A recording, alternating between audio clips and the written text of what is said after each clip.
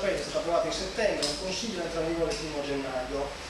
Sappiamo anche che la legge è una storia lunga, dalla prima bocciatura in aria dal stesso Consiglio regionale nell'89, successivamente nel 93 venne per ben 2 volte bocciata dal governo e successivamente sanzionata anche dalla Corte Costituzionale, che decise che era illegittimo e usciva da questa ragione a modificare i programmi della scuola. Finalmente la stessa proposta di legge, che era ancora della Iezza, no? È stata approvata nel settembre di quest'anno. Si tratta di un passo nella direzione giusta, no? A tanti anni. Ed è una legge, passiamo subito al merito della legge, no? È una legge quadro, è stato detto da più parti, no? Oppure è una legge statutaria. Si parte dall'enunciazione dei principi, una mera enunciazione dei principi, no? Che regolano l'attività della regione, i primi 2 articoli, per arrivare ai compiti della regione. E qui arriviamo alla specificazione stretta di cosa fa la regione per garantire questi principi fondamentali, che sono la valorizzazione della lingua, della cultura, della tradizione, delle arti in Sardegna.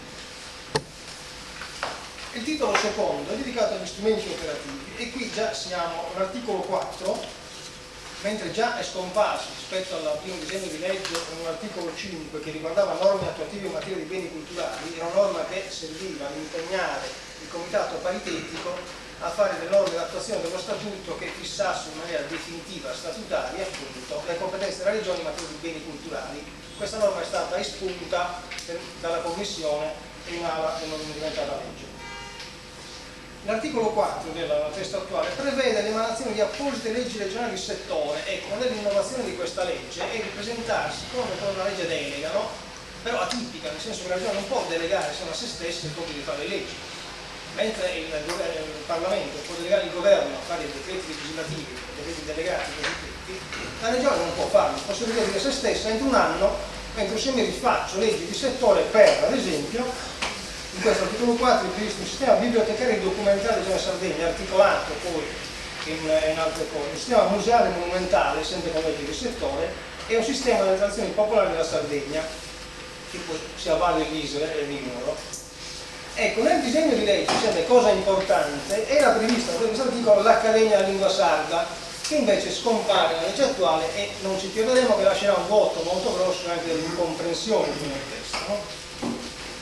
L'articolo 5 è relativo all'osservatorio per la lingua e la cultura sarda, che ha funzione di consulenza, ma vedremo anche di proposta, di verifica e di vario tipo, no? Che risulta composto di 17 unità a più l'assessore alla pubblica amministrazione, che è anche il presidente.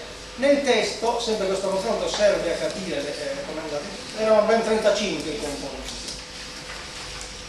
L'articolo 6, un'altra disciplina, la nomina dell'osservatorio, cioè come l'assessore con tutta la procedura prevista di compatibilità, mentre la durata, benché sia vista nel titolo, è scomparsa, per un refuso in aula, non da parte dei funzionari, e mentre nel disegno di legge si parlava di durata pari alla legislatura e nel testo della Commissione di 4 anni, nella legge attuale che è pubblicata non c'è durata per questo benedetto osservatorio.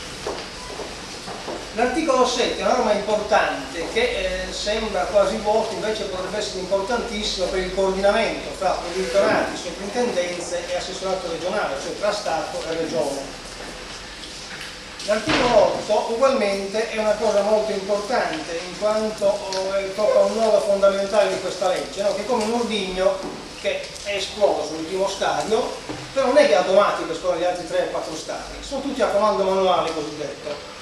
I pochi provvedimenti che sono a comando automatico e vanno avanti da soli sono pochissimi. Uno di questi può essere questo articolo 8, cioè la possibilità per i comuni di istituire consulte locali, magari associandosi per la lingua e la cultura dei sardi. Nel titolo terzo, azioni e interventi, è previsto l'istituzione del catalogo generale del patrimonio culturale della Sardegna a cura dell'assessorato e nell'articolo 10 un censimento del repertorio linguistico dei sardi a cura dell'amministrazione regionale. Questa addizione strana deriva dal fatto che era l'Accademia della Lingua Sarda ad curare questo repertorio linguistico, non essendo stata espunta è rimasta l'amministrazione che se ne deve occupare, no? L'articolo 11 prevede conferenze annuali sulla cultura sulla lingua sarda, che in altro dire potrebbe avere immediata attuazione, Ecco, l'articolo 12 è uno dei passaggi più importanti, cioè prevede il piano triennale di interventi, dettagliatissimo, no? Con una serie di commi, di sottocommi, di articoli, di modalità, no?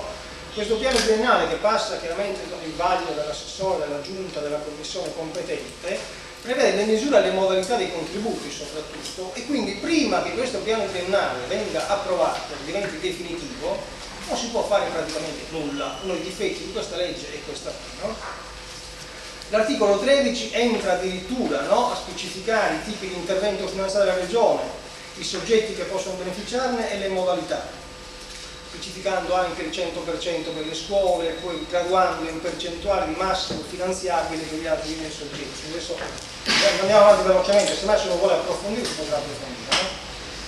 Ecco, l'articolo 14 in particolare è l'articolo che prevede il finanziamento di progetti culturali attraverso i mezzi di comunicazione di massa. Questo è l'articolo forse più importante per gli operatori del mondo dell'informazione, che anche qui rimanda a una legge di settore, quindi deve essere ancora fatta questa legge, lasciando la possibilità, in attesa che la legge diventi tale, all'assessore di stipulare, qui cita esattamente il discorso di caso di legge, era questo,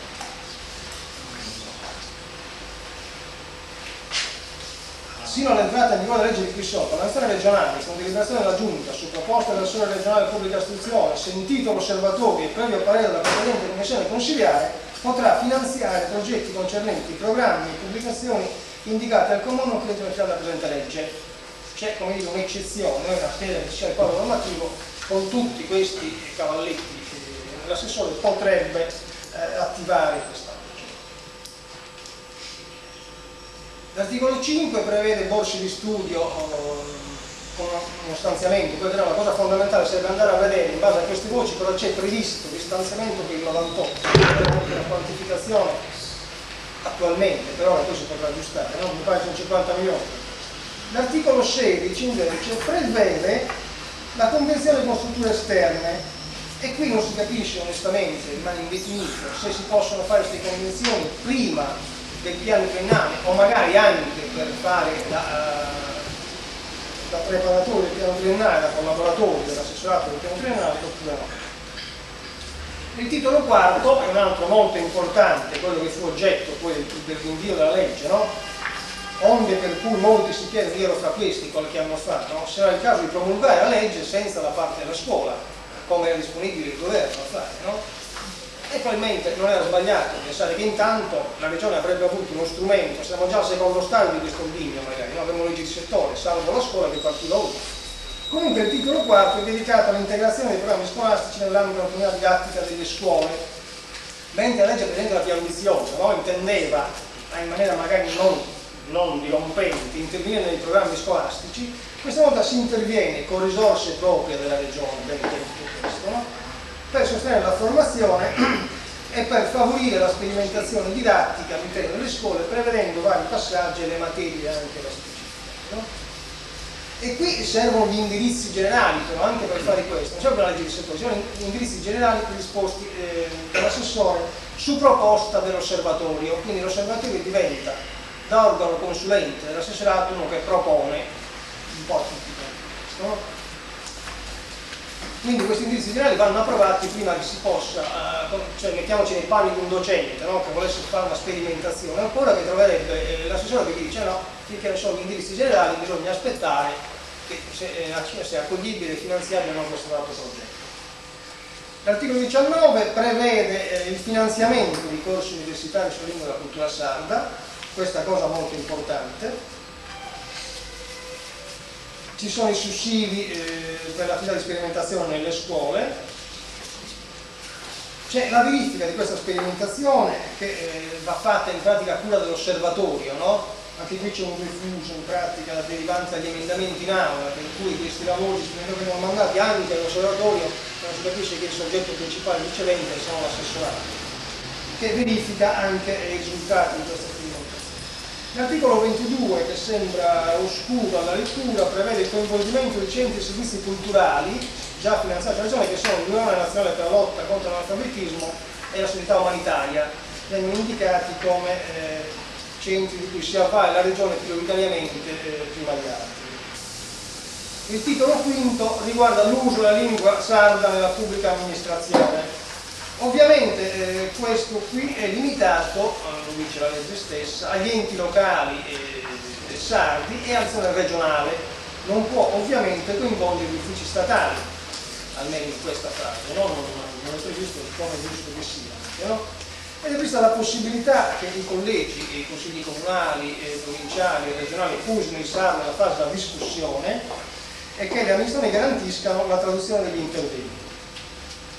Ovviamente lo statuto comunale va a prevedere queste cose, mi ha lasciato l'autonomia statutaria, ed è possibile nella corrispondenza, nelle conversazioni orali, è possibile usare la lingua sarda. Questo dovrebbe essere una cosa che è entrata immediatamente in vigore al lunedì naso, cioè dal 1° gennaio il cittadino sardo ha diritto ad andare al comune di residenza in altri a che gli si risponda o si capisca se parla in sardo. Questo mi sembra che dovrebbe essere una cosa già assolata immediatamente in vigore, no? Che era così anche qui, insomma, salvo qualche eccezione, no? E poi c'è un vincolo entro un anno dalla legge che per le amministrazioni di adeguare le esigenze pratiche, cioè appunto gente che sappia capire e parlare il sardo. Per tutto questo c'è un capitolo stanziato sul fondo per la formazione personale della regione. L'articolo 24, molto breve ma molto importante, almeno a parere mio, riguarda gli interventi per il ripristino dei toponimi in lingua sarda. Io credo che se la regione dà i contributi ai comuni per avere i cartelli bilingui, no? E soprattutto per individuare le vie, i posti, i palazzi e le località anche col nome originario, che contiene in sé la storia, gli eti, è molto ricco. Questo è già un primo passo immediatamente azionabile, anche questo, senza attendere, a parte la parte finanziaria, il programma triennale. L'articolo 25 infine è dedicato ad intervenire presso i sardi emigrati all'estero o in continente, no? Cerca di favorire le attività culturali riguardanti la Sardegna. Ecco, l'ultima cosa, chiudo, è la copertura finanziaria, è prevista con una semplice operazione finanziaria, naturalmente, in cui si prendono in diminuzione alcuni capitoli dell'assessorato alla pubblica istruzione, 6 miliardi